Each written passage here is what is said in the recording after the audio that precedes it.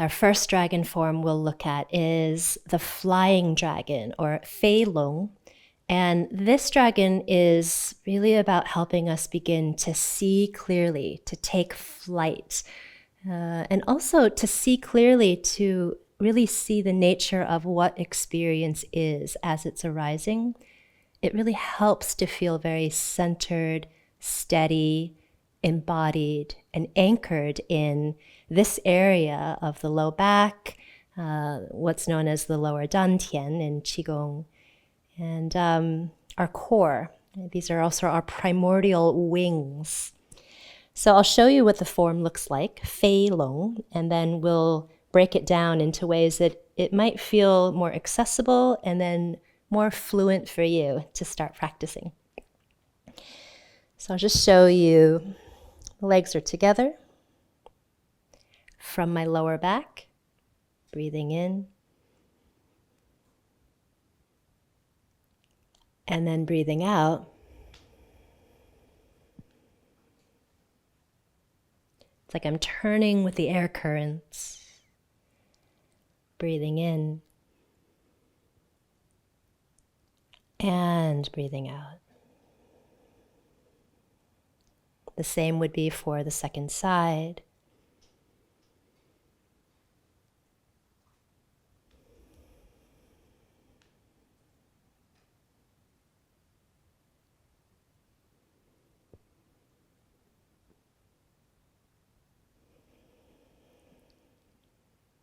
Now, it might look simple, but those really resourceful, resilient, clear-visioned dragons, they are subtle, right? Their power is discreet. And I've got a little prop that you probably have at home as well, but it's just a cushion. So when we start turning the dragon and coiling or flying and taking flight and making those turns, what we don't want to have happen is to turn and then sabotage our knees. Right? You can do the form feet together or apart, but sometimes when we turn, we end up turning, and then, over time, it starts to really put a lot of pressure against the knee, and that's not going to be good for your human form as you begin embodying the dragon.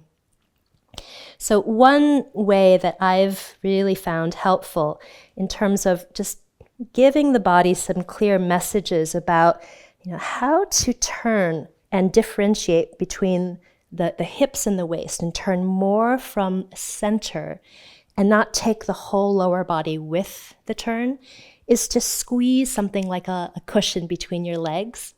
And when you squeeze that gently, you can start to feel that, that anchors the lower body into position as the upper body begins to turn.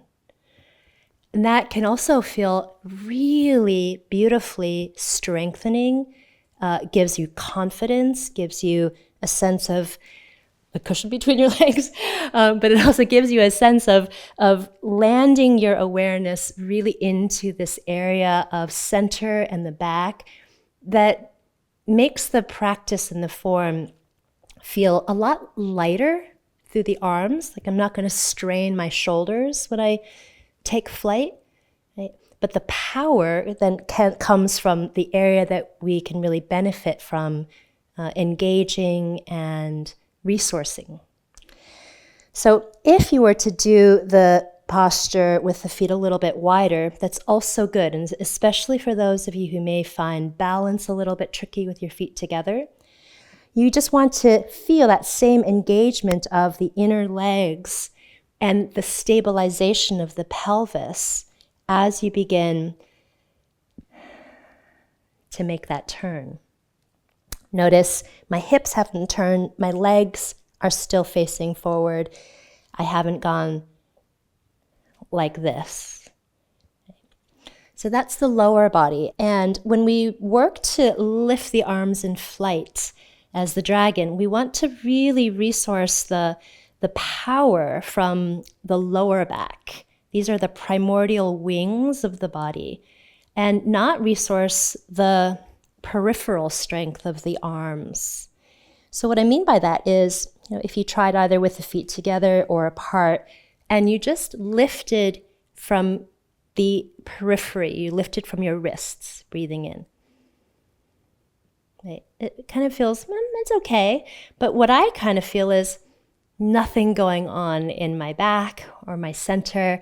All the effort is starting to build up in my muscles here and my neck. I'm starting to get tense around here. And you don't want a tense dragon. You want a majestic, graceful, strong, fluid dragon. So the movement actually, it's a bit of an internal rotation, but it's as though you've got wings that start on your low back and now I feel that span, that strength.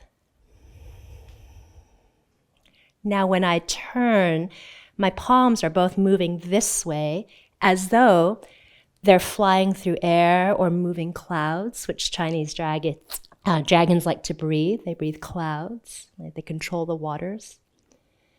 And so this form gives us that height, that feeling of flight, and also the access to this really good resource of centering, strength, a sense of resilience, to start seeing clearly that which is arising in our experience moment to moment. Very helpful. The second form we'll look at in our practice in a moment is the spirit dragon shakes its spine. And this one is Shen Long, Zheng Zhu in Chinese. The feet are a little bit wider. I'll just show you two ways that we can do this.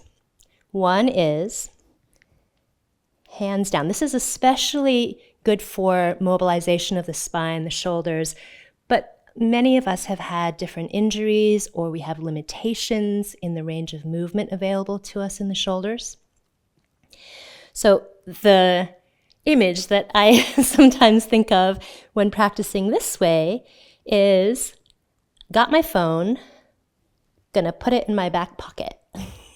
So object, phone, wallet, gonna stick it in my back pocket. And as one hand gets the phone in the pocket, the hip goes to that side. And then the other hand starts to put a phone in the back pocket. But I'm turning the palm away from the pocket. So I'm sliding it in, and going out. So this is a really beneficial form for starting to shake the spine, move the spine. And this lower position is just as beneficial, particularly if you have any history of shoulder limitation, mobility issues. But like the last form, we don't want to be moving so much from the hands as we want to be moving from our center. And another really important thing that I did forget to mention, and it's good to introduce this now, is your hands are not hands. They are claws. So as dragon claws, they're a little bit rounder and softer. And the image that I like to use for holding my hands as claws, if you've ever tried to pick up or imagine picking up a block of tofu or tofu with each hand, if it's too hard of a grip, you'll break the tofu. If it's too soft, you won't be able to pick it up. So just imagine your hands are holding blocks of tofu or tofu. That's how it's pronounced in Mandarin. So one hand, other hand. This begins to build the resourcefulness, the adaptability and flexibility of the dragon.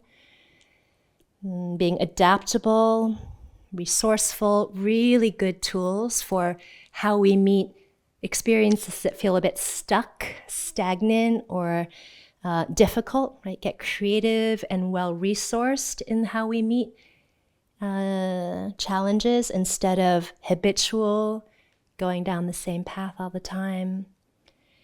Now, if there's range of movement available for you in your shoulders, the movement can also start to go to the sides, this way. Again, it's not from the hands, although they are dragon claws, so much as from the back, shoulders. I think someone said to me, this looks like a 60s dance called the Boogaloo. But it's also a Chinese Qigong form for the spirit dragon shaking its spine. You don't want to overdo, you want to just make sure that the movement feels fluid, not too much pressure against the joints, particularly in your wrist and shoulders. Notice my hips are just going side to side. They don't have to bend your knees. They don't have to bend as much as my knees are bending, but it's a simple movement side to side. And both these resources of embodiment, right, of really feeling the vision of a flying dragon, the strength from the center of that flying dragon, the adaptability and resourcefulness of the movement of the dragon through its spine. It's beginning to take flight and then start to move more fluidly. Dragons trifibious, right? They can be in the water, the seas, on land, and also at home in the sky. So these movements really help us be more adaptable and able to meet the different ranges of experiences as they come up from the intelligence and wisdom we can really find and feel through our body, not just conceptually know it, but feel it and let it be lived. So we'll go into our full practice and try out these forms now together.